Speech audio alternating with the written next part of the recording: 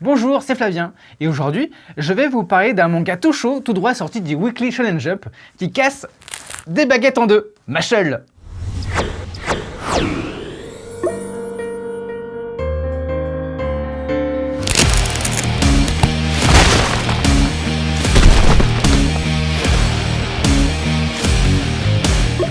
Alors, ce n'est absolument pas un manga sur la boulangerie. Le dernier venu chez Kazé est bien un manga où la magie est omniprésente et où tous les coups sont permis.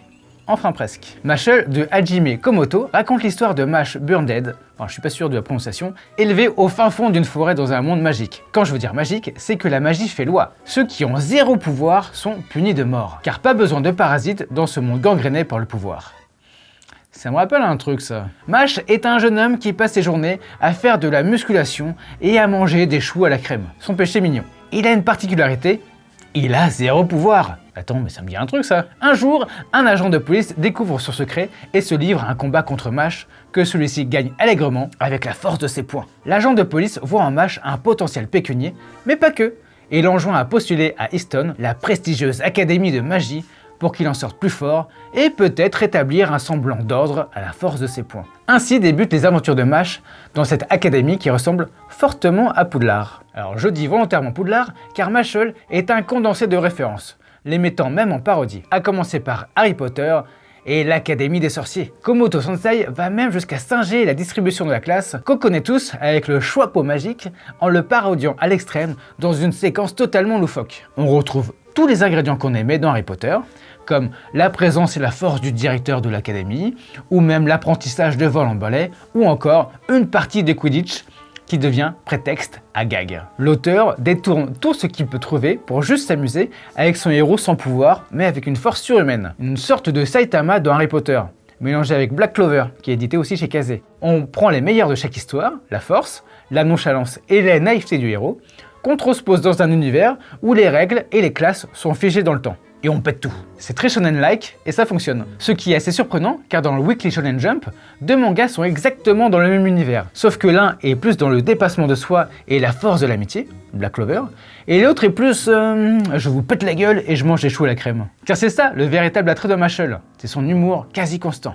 On se marre très souvent. De par les situations totalement débiles, et aussi par les réactions de son héros qui veut juste en découvrir un peu plus sur les rouages de la société, tout en pétant des gueules à gauche et à droite. Il n'est absolument pas magnanime et il n'hésite pas à en mettre une quand il peut, quitte à se mettre dans de beaux draps. Les personnages qui l'entourent sont tous aussi frappés les uns que les autres. Pour ceux qui ont lu Black Clover, vous allez revoir des typologies de persos déjà utilisées, sauf qu'ils sont de plus en plus à l'extrême.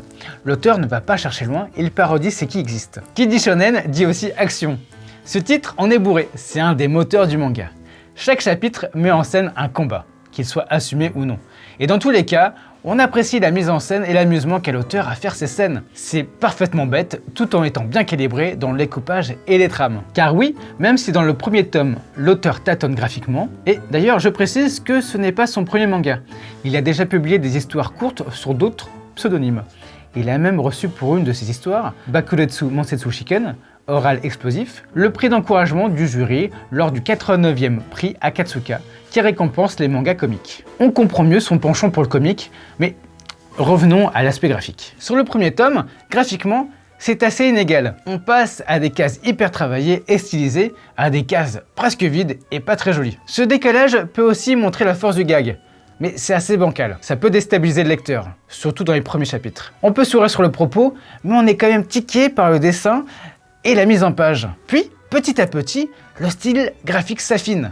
Les balances entre les gags et scènes d'action sont mieux maîtrisées. Le découpage est mieux effectué, profitant des moments de pause pour permettre au lecteur de rire à bon coup. Ce n'est pas un hasard que Kazé sort les deux premiers tomes d'un coup, car aussi bien graphiquement que narrativement, Mashle nous entraîne vraiment qu'à partir du deuxième, et on comprend mieux le génie créatif de l'auteur. Parfois, même si graphiquement il peut être à côté de la plaque, Hajime Komoto est très fort dans la mise en scène pour surprendre le lecteur. Il arrive même à mettre des scènes d'humour là où on ne s'attend absolument pas. Si je reprends par exemple le premier combat avec l'agent, il y a une partie de volleyball qui arrive et c'est totalement what the fuck et débile. À chaque fois, l'auteur regorge d'idées débiles pour mettre en avant la force surnaturelle et le personnage face à la magie. En gros, il combat le pouvoir magique par l'ingéniosité humaine, quitte à rendre le combat hallucinant. Mashle est un bon middle buster, un bon shonen d'action et d'humour qui continue encore d'être publié dans le Weekly Shonen Jump que certains lisent, comme moi, sur l'appli Shueisha Manga Plus. C'est toujours aussi bête et appétissant.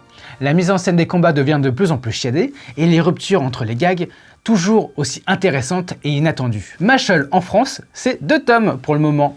Les autres arriveront bien vite toujours chez Kazé Manga, sachant qu'au Japon, le 5e tome n'est sorti qu'au mois dernier. C'est donc une aventure qui se lance tranquillement, et on ne se mâche pas les mots. Si vous avez lu le manga, n'hésitez pas à le mettre en commentaire, vos réactions m'intéressent. Si vous voulez voir d'autres vidéos, abonnez-vous sur Facebook et YouTube, et pour voir d'autres dossiers et articles sur le manga, allez sur écranlarge.com.